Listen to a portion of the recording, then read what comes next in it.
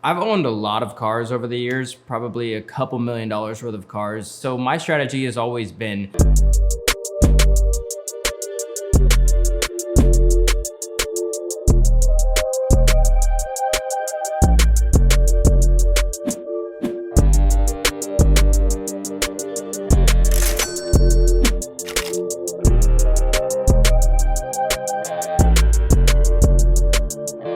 What's going on YouTube? Today we're changing it up a little bit. We're here in my garage. I've gotten a ton of comments on my posts, on my videos. I've gotten a ton of messages about the cars, and whether it's, another entrepreneur asking, how to save money and not lose so much money on the cars, or if it's someone that's completely does not really understand how I use these cars and leverage these cars to actually build my brand and make money, which is a common misconception. A lot of people post on my page with a lot of hate saying, oh, this kid blows all his money on cars, you're financially illiterate, whatever it is. People don't understand that there's a lot of new school ways to make money with a car, and it's never directly though. Because I'm not talking about doing whatever people do to rent their cars out and make money. I mean more so as brand validity, number one, and number two, validity in person, especially when you're meeting new people, potential prospects, all of that. People just don't understand that these cars truly are massive leverage in the social media world and in the business world. You pull up to a dinner event,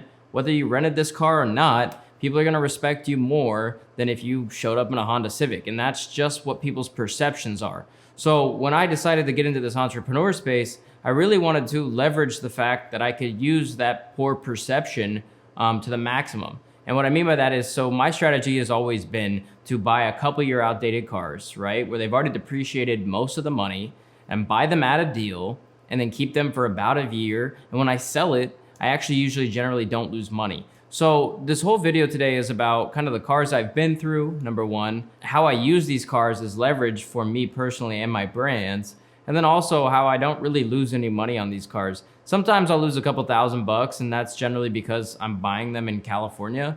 And in California, you have 10% sales tax. Well, in Irvine, it's like 8 or 7.5 or something. So it's really hard to stay ahead on, especially on a car that's, $500,000.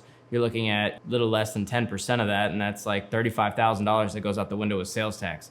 It's really hard when it comes to these cars to get like a $35,000 steal on one of these cars. You really have to get it on trade-in or something to not lose money. So the first thing we could talk about is the outdated mindset a lot of people have when they talk crap on me with my cars. I get it a lot. Some people just have to say something negative to me, and they'll message me and they'll be like, stop flexing with your old cars. That's the first one. Second one is, all you do is blow all your money on these cars, and you're not gonna be around in 10 years. I'll be there to repo it. In your case right now, if you're watching this video, it's probably because you like cars, you're in business to eventually have a car collection or have an exotic car. I mean, that's fine, right? You really don't need to be ashamed of that. One of the main reasons I got into business was to have exotic cars, and that's fine. That's totally fine. When it comes to these cars, you don't always have to, be that stickler that's like, I'm gonna save, 50% of my income and eventually buy these cars cash. That's great if you wanna do that, by all means. But the thing is especially with, social media brands, how well you can leverage them to make money on social media right now, and how much validity you get having an exotic car. It is absolutely nuts if you're an entrepreneur and if you're doing decently well to not have one. If you never plan to run a social media business or build a personal brand, then you can kind of exclude yourself from this. But for me, I started building my social media brand, and I realized that I got influxes of audiences of new people who really enjoyed my content and who found my page whenever I bought a new car, because people on social media go crazy. And as that progressed, we started with a C63 AMG, which gave me respect in my first business. When I was 18 years old, that car was only like 30 grand, but people looked at it as a $100,000 car. Then eventually I leveled up to my first Audi R8. It blew their minds on social media how a 19 or 20-year-old was buying an Audi R8 convertible V10 and enjoying his life in Newport. And eventually that compounded over a couple more $1 million of cars, whether it was a Rolls Royce, my first Hurracan Lamborghini, whether it was when I first upgraded to an Aventador. Maybe that's when I traded the Aventador in and went to the Performante. Doesn't matter. Now I end up with this car, and it's all kind of compounding and merging now. But I can say that having these cars aren't always just an expense. I can't tell you how many times I get stopped in public, or I go to a business meeting and their attitude to me before they met me, and they just talked to me, and then when they see you pull up in a car like this, their perception and their attitude is completely different. Cannot tell you how much money these cars have generated me on social media. It's probably like 100 times return. If I'm paying $3,000 a month of car payment because the car's financed or whatever, these cars are probably making me anywhere from $20,000 to $50,000 a month. And that's a hard thing for people to fathom. Like, how is that possible? And that's because people on social media just love cars. And that's just the truth, right? Like, people on social media love liking the cars. People love watching car videos of engines revving.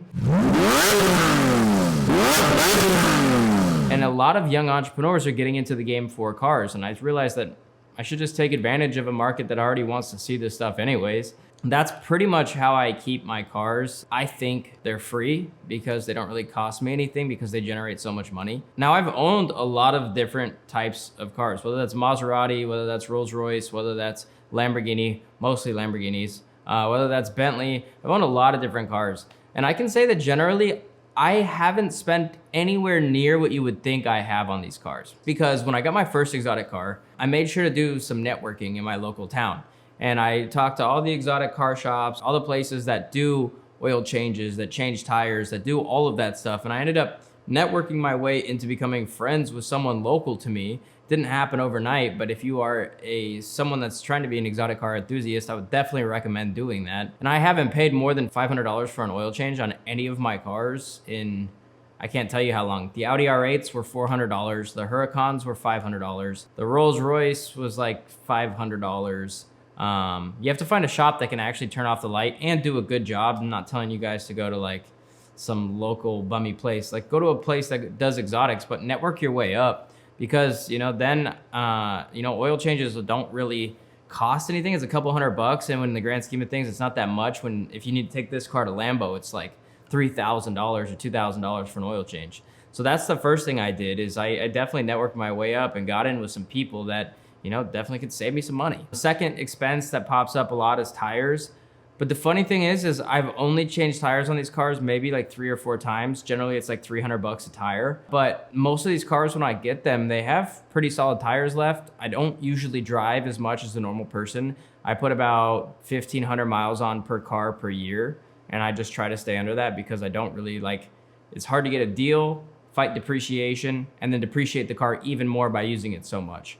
So I generally don't drive my cars as much as the next person, but I've only had to change tires a few times, and that's when a car I bought already had kind of halfway used tires. So generally, these cars come with decent tires when I buy them. I make the dealer or whoever's selling them replace the tires, and then I only have the cars for about 8 to 12 months before I sell it and I get the next car, right? So I actually have not spent that much money on tires either. The most money I've spent on my cars is actually on the wraps. It's about $2,500 per car, and I've done maybe 10 or 15 of them.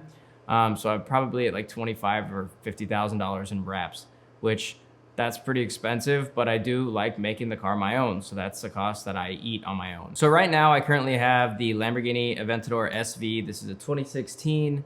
I love this car. It has almost no miles. It's a crazy feeling driving 800 horsepower. And I've had a Performante, I've had a normal Aventador, I've had a normal Huracan, and nothing gives you the thrill quite as this thing does. So I can't imagine the SVJ. I'm definitely gonna be buying an SVJ when they're like 2 years from now, maybe a year and a half from now. I'll buy them when they start depreciating like the SV have. I mean, the MSRP on this was $550 or something along those lines, and I picked it up for right around $350.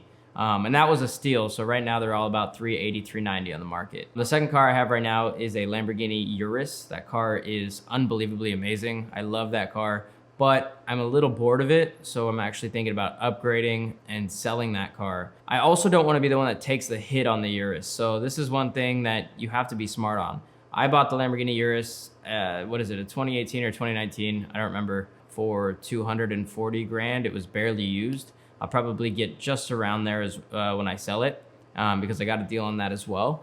But the thing about the Urus is eventually that will take a hit, just like my Bentayga did. I bought the Bentley Bentayga for $185 and I ended up selling it for $148. So that one took a pretty big hit, and I don't want to be the one that takes that hit again. So I'll probably get rid of the Urus and get something a little bit older, a little bit more expensive, maybe a Rolls Royce or something. So the whole point of this video is, as a digital entrepreneur, as an entrepreneur, as a business owner, are buying these cars a smart investment? And there's only one time it's a yes, or there's maybe two. Number one, if you own an exotic rental car company, but that's a really risky business, because if someone totals your car, especially in a state like California where, you know, insurance doesn't pay out for loss of value. But if you're a digital entrepreneur and you have a personal brand that you plan on building, I think personal brands are one of the most important things. It's like online real estate right now. The more real followers you can accumulate, the more value you can provide to your following, and the more you can make your following love you, the more profitable your personal brand can become. And I think cars really validify your success to someone who doesn't know you.